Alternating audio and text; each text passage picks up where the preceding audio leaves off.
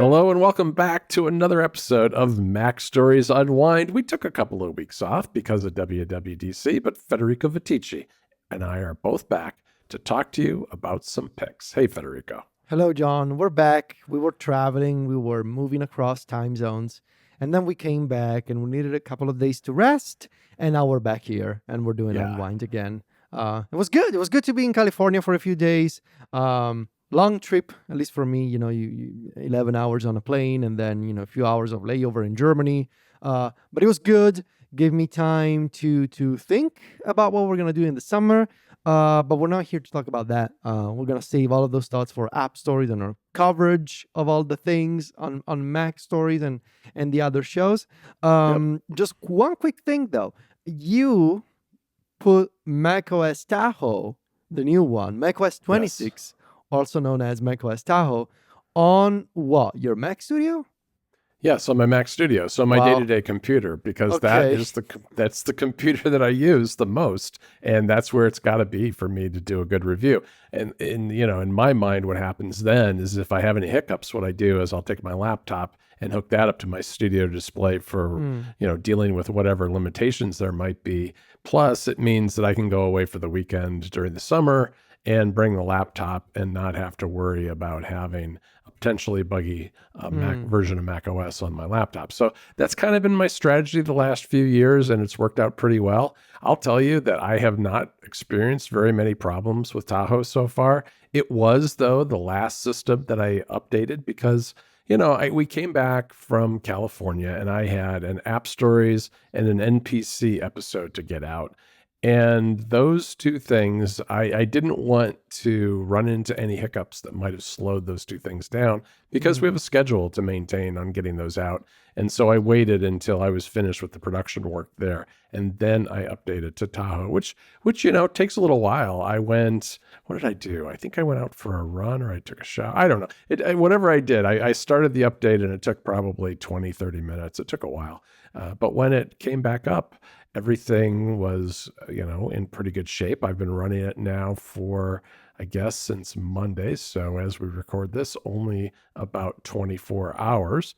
But the things that I have noticed so far are that our friend Sky, whose alpha app we're using, has crashed a few times on me. But that's not too surprising because it's alpha software running on a beta OS. So that's not surprising. Default folder X does not work, says it's unsupported on this version of Mac and just doesn't load.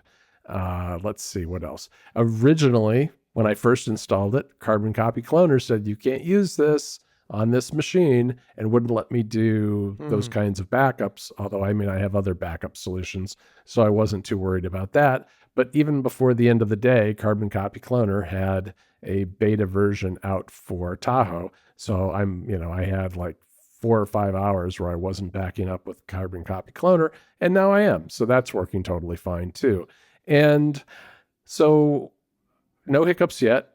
Audio hijack, which in years past would not work on new versions of Mac OS, does work. In fact, I'm using it right now to record with you. OBS works. All the stuff that's core to what I do, whether it's Obsidian or any of the other documents or apps I'm using, has been totally fine. I think the thing I've noticed the most so far is how little how it doesn't really feel very different using Tahoe than using Sequoia. I know that a lot of people have seen the screenshots of various design elements and had a little bit of a freak out over them. I think part of that is when you look at the marketing shots, which are very glossy and very close up, it looks a lot more pronounced than it actually is in practice. I personally like Glass. I like how the buttons float above the rest of the window. It's a lot less pronounced in dark mode. So that's one way to kind of get around it. There are some areas in dark mode right now in Tahoe where the contrast is pretty low, where I think Apple needs to do a little work and probably will over the summer. But by and large, it's really not very different running it day to day. I haven't dived in too much into the app changes yet. Mostly just using the third-party apps that I use day in and day out. And that has been just like, it's really not been jolting or jarring at all, moving back and forth between Sequoia on my laptop and Tahoe on my Mac Studio.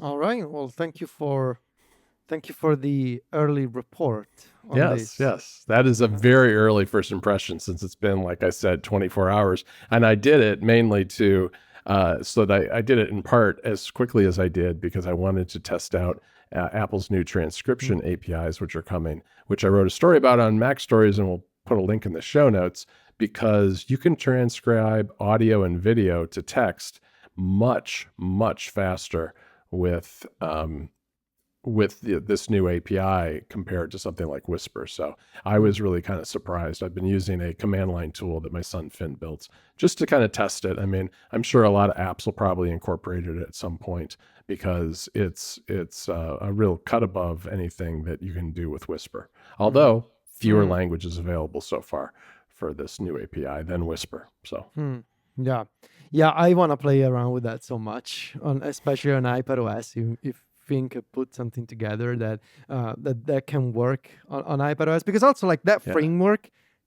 has already been implemented, like was implemented last year in Notes for the transcription in Notes, and I think voice memos. So now it's just finding its way across the entire OS. So technically speaking, it should be possible to have a third-party app that is just like a basic wrapper for that framework, right? I mean, that should be possible. Should be. Yeah. And you know, it was at least the command line tool that Finn put together. It didn't take him long to make it at all. And it, you know, you can basically feed it.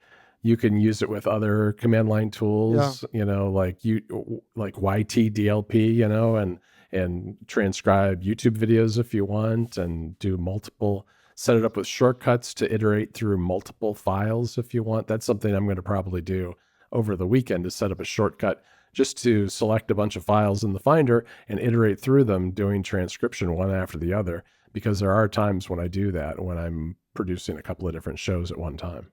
Yeah.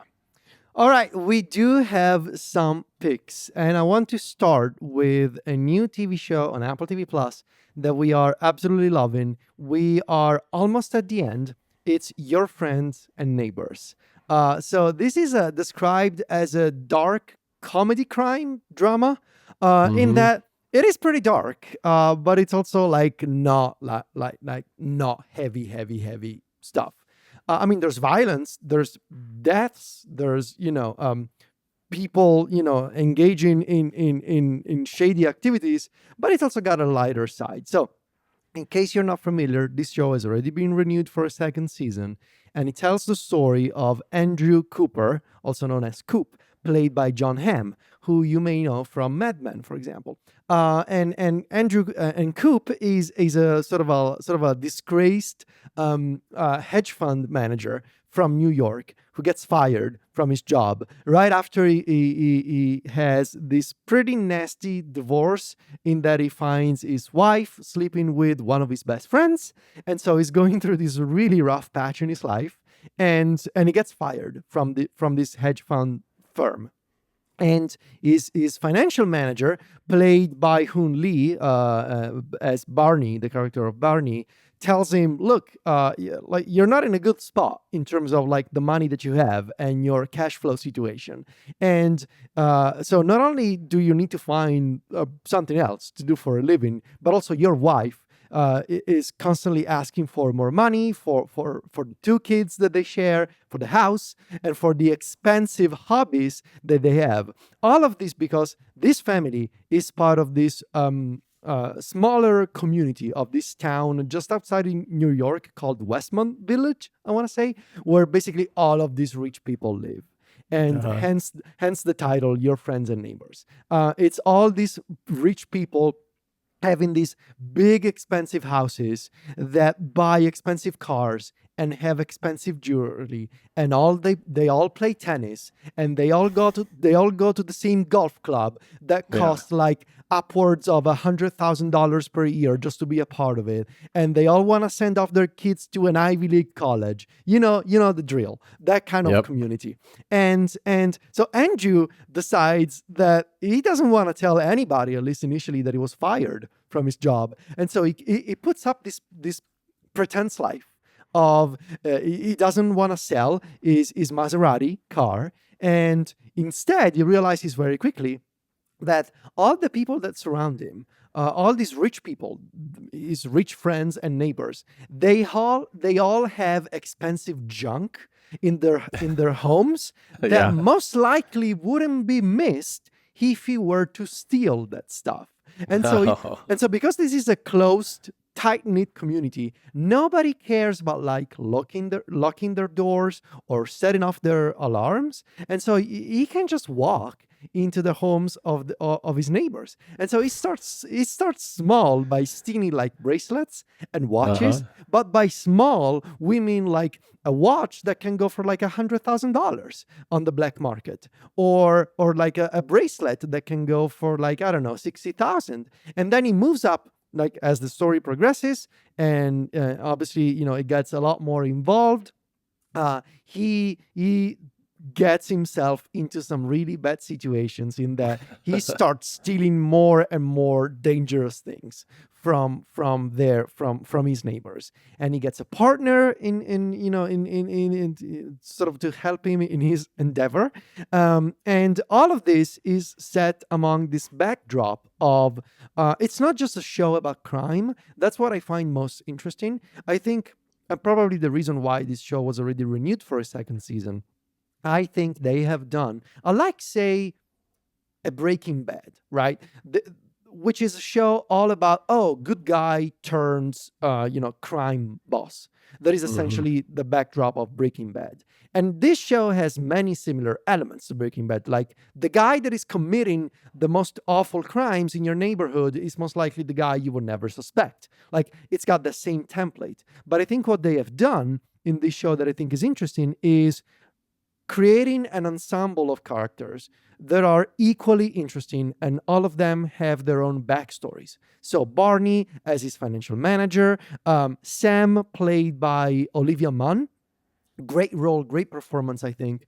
Also very quickly becomes like one of Coop's love interests, but also something happens to Sam's ex-husband. There's obviously Coop's ex-wife, who's in a relationship with one of Coop's former best friends. They have 2 kids. The older daughter is going off to college soon, but the younger son is having some problems sort of fitting in school. And so you have all of these side characters that I think could be worth, and I would imagine that would be the focus of the second season, exploring more and exploring more of these social relationships between the friends and the neighbors in this community, all while, of course, the crime stuff is going on. And so I really think the fact that Sylvia is able to watch this TV show before going to sleep, and she's upset when she's falling asleep because she wants to keep watching it, should tell you everything you need to know about the fact that, yes, there is crime, yes, there is violence, but it's not like, it doesn't make you anxious in terms of what style of dark crime comedy drama it is. So we are 7 episodes in. I believe it's a total of 10 episodes in this first season, and I just highly recommend it. Also, I love John Hamm, so finally good to see him in an Apple TV Plus show. Yeah, it sounds great. Jennifer has watched the whole series. She actually started it when she was out of town on a trip, and I never caught up, so I haven't watched it at all, but I think I will give it a shot at some point this summer. I have a crime drama too. Nice. This one's a little grittier. It's called Department Q, and it's on Netflix, 9 episodes. And this is so good. It came out like only a week ago. Jennifer and I sat down and over the course of 2 nights, watched all 9 episodes. It is about a detective who gets shot in the line of duty, and along with his partner. His partner is partially paralyzed. He got shot in the face, but survived and recovered. But he's obviously got a lot of trauma, both because of his own injuries and because of his partner's injuries. And instead of putting him on leave, they give him cold cases to solve, because that is considered in this police force, which is set in Scotland, to not be active duty. So he's sent down into the basement of the police station where he sets up Department Q to review and try to solve cold cases. And the basement is gross. Most of the police officers in the department don't even know that this basement is there. There are showers down there, bathroom. He's basically working in a bathroom with a desk in a bathroom that looks like it hadn't been occupied for like 30 years. And along the way, he picks up some people who help him. It's kind of a ragtag group of misfit police officers, a little bit in a way like Slow Horses is on Apple TV. I was going to say that. Yeah, there are definitely parallels between the two. And their first case is trying to solve the disappearance of a prosecutor, a woman who's a lawyer in Scotland, and disappeared off the face of the earth after a big case that she lost. And so the series of 9 episodes is them reinvestigating this crime and trying to locate her to see if she was killed or if she was kidnapped or what happened to her. And you do find out what happened to her, and I'm not going to give it away. But what I really like is that, first of all, it's a really well-told story where you kind of are sent down one path and guessing what happened to this woman. And then, there are a lot of surprises along the way, and it's not exactly what you think.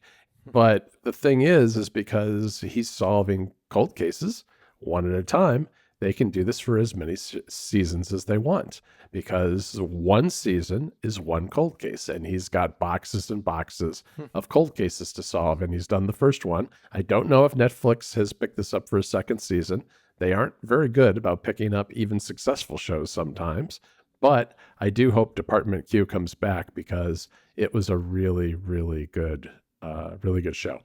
Nice. That sounds cool. Okay. All right, Federico, to close things out, I want to mention our Unwind Deal, because we haven't had one of these in a while. And not that long ago, I suggested the new Daredevil series, which is on HBO or on Disney. In any event, it was originally on Netflix, and there were 3 seasons, and those you can get on Apple TV for just $35 right now, which is the lowest price they've ever been. That's 3 seasons. It kind of, if you like the show on HBO Max, this is a good way to kind of get some more backstory on the main characters, because there's a lot of continuity between the two productions of this, even though one was on Netflix and one was on another service. So $35, Daredevil seasons 1 through 3. All right, Federico, that's it for this episode of MacStories Unwind. It's good to be back. Good to be talking to you again on Unwind. We will be back next week with another all-new episode. And in the meantime, you can find us on MacStories.net, App Stories, NPC, and a bunch of other places like Club MacStories. Federico is on social media where he's at Fetici. That's VITICCI. And I'm at John Voorhees. JOHN VOORHWES. Talk to you next week, Federico. Ciao, John.